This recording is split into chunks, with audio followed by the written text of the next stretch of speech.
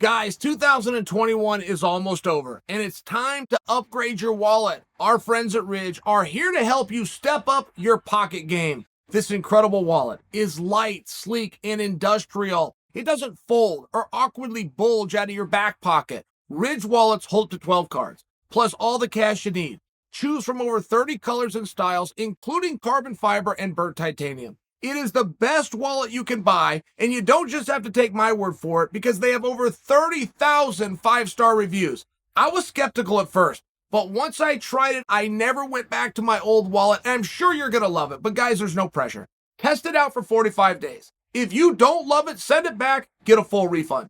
A Ridge wallet is the perfect gift for the holidays. There's a lifetime warranty, and when you click the link in the description, you'll get 10% off with free worldwide shipping and returns. Go to ridge.com/Chael. That's ridge.com/Chael and use the promo code Chael. What's the biggest fight of all time? Mythically speaking, if you could go back in time and make a fight, what do you predict fight you could have made that would have been the biggest of all time? Because I know the answer. And I'm sure that you guys will agree with me. Once upon a time, it was either Jon Jones versus Anderson Silva, or use Anderson Silva again versus George St. Pierre.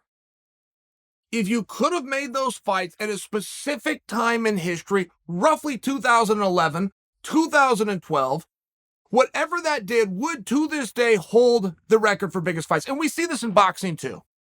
Remember when Mike Tyson versus Evander Holyfield in part 3 was all any of us wanted to do, but they didn't do it? And now they would really like to get in there, and they hope that they would have our interest again. Chuck and Tito made that same mistake, that once upon a time, everything lined up for them to fight, but when they decided to do part 3, they had lost our interest, right? No insult to anybody, just showing how important timing is.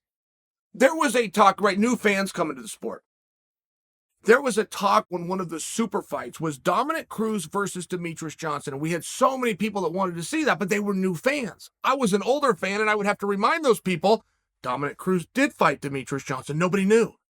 It was one of those things where timing just wasn't beautiful for it. I bring this to your attention because there is so much talk around Conor McGregor and who is Conor going to fight in the summer when he returns. First off, how do you know he's returning in the summer? I mean, in all fairness, you got to start somewhere. Everything is cart and horse. Everything is chicken and egg. How are you getting to the conclusion that Conor is going to be healthy, ready to go, apply for a license, and willing in the summer, just to start with? And now you realize, oh, well, I don't know. But let's just say that you supersede, and Conor's coming back in August. No matter what, he's coming back in August, and he should fight, by golly, fill in the blank, most people saying Poirier. Why?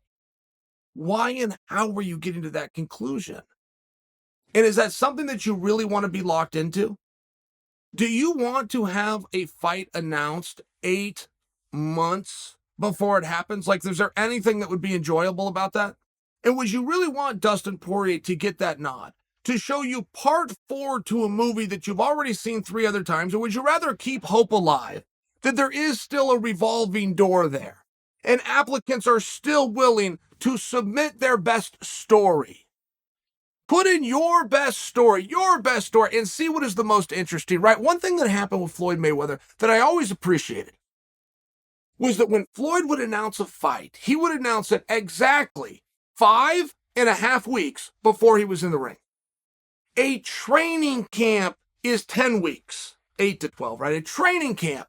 So Floyd would quite literally be in training, know what he was going to do, who he was going to do it against before he would reveal it to the world. And when he did reveal it to the world, if you were excited, and Floyd had a time when that was really exciting, it was for sure the biggest news within that sport of boxing. You only had to wait 5.5 weeks. I mean, there's one consistent within his career, and it's very unique to Floyd. Tyson Fury cannot say as much. Mike Tyson could not say as much. Most MMA guys could not say as much. Floyd followed a recipe that's unlike anyone else's, and I think it's because other people just haven't identified. They just always came to the conclusion that Floyd's doing a short notice fight, and then a month later he's doing it again, and then 2 years later he's doing it again. It wasn't short notice fights. It wasn't that he didn't know. Built into the recipe of Floyd Mayweather's career was a 5.5 week announcement. I liked it. I think it's more appropriate. When I find out something that I really want to do, I don't want to have to wait 8 months. In all fairness, I like the dialogue and the back and forth and who should get it. I like the positioning. I like to see the boys arguing and fighting and using the media and getting the mandate of the masses. I like to see them on the microphone. I like to see them taking big opportunities, finding success, and then trying to propel them into something else. Why would I want to take that all away from them? Right? Because what's true today isn't going to be true tomorrow. And I feel that I've successfully proven that with my examples. I mean, when Chuck and Tito thought they could go up and set a cage and we were all going to come along for the ride, there was a time when they were right. And we would have, and we did, in all fairness. But when they want to go back there, much like Mike Tyson and Evander Holyfield are trying to do this day, things are now different. And even if you're thinking, yeah, Chael, but that's 2 decades. Okay, I don't disagree. But all I'm trying to prove is there is a time factor. Even if it's 2 decades, we're at least all agreeing there is a time factor. The time factor of 8 months out on Conor McGregor, boy, that's a tough sell. They say that there's only 2 athletes in combat, ever, in history, who can sell on their own. Oscar De La Hoya and Mike Tyson. I don't think that that's true. I think that that statement needs amended. I think you need to put Floyd Mayweather in there. But I also think you need to put Conor McGregor in there. I don't think that it matters if Conor McGregor is going to take on a mob. I watched Conor McGregor sell out 4 venues for a press tour against Floyd Mayweather. No chance of a punch ever being thrown. One of them was in LA on a hot day at 2 in the afternoon. The last thing you want to do on a weekday is go be indoors when it's beautiful and sunny. You got work, you got school, you got obligations, you got kids, a wife, whatever it is you have to do, they still filled up an arena at an off hour to watch Conor on stage with absolutely no chance of a punch being thrown. And these are supposedly fight fans. Nobody else can say that.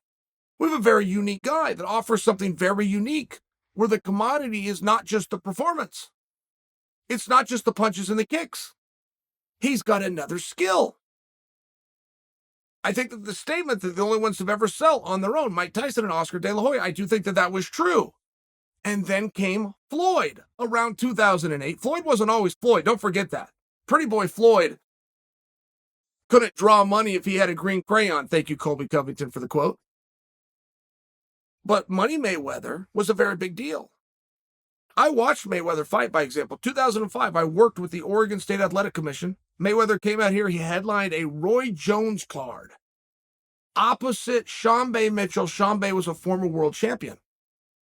We're a fight city like any other. Portland's not lighting the world of fighting on fire, but we can keep up with anybody. We played a 13,000-seat arena. They papered the entire house, which means they gave tickets away, and they still only had 5,000 people come.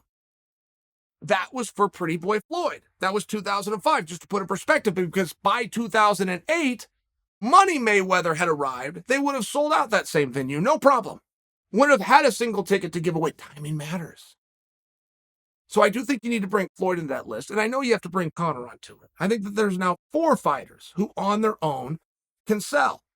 The question does become who the opponent is going to be, and I think that we would misserve ourselves to pick that opponent now. We would be defaulting to, we would be taking motivation away. Let's enjoy the back and forth. Red Panty Night is still a real thing. People want that spot. And as much as people are so quick to say Dustin, I would quickly counter you with, what about Nate? I mean, Nate was always the ace up the sleeve of everybody. Dana would even talk about that, say it doesn't matter what the time is. It doesn't matter where the tides are going. I can always make that fight. He's right. But even Dana has to subscribe to the problems and the theory of time, which could be running out. We're not just going to see Conor for the next 10 years. We're not just going to have Nate for the 10 years. I'm just submitting that name. I think there's plenty of talk to do. I think if Masvidal and Conor at 170 doesn't at some point get a little bit larger discussion, I think that we would be doing a disservice to ourselves, the viewer. So there's plenty to go around. There's plenty of talk to have. But if you're a member of the media and you're trying to steer the question and say, when Conor comes back, will it for sure be Dustin? Do you even want that answer? Maybe. Maybe it's going to be Dustin. But do you want that answer? Do you want to know? Do you not want to have the back and forth? Do you not want to have the bickering? Do you not want to have the posturing? Do you not want to see a whole bunch of guys show up for that interview just like a primary contest and whittle it down until there's one? I think you would miss that. I think that you're wrong. And I think that who's next for Conor is a very fluid situation. And if you want to be part of the conversation, the first thing that you need to do is to create some conversation.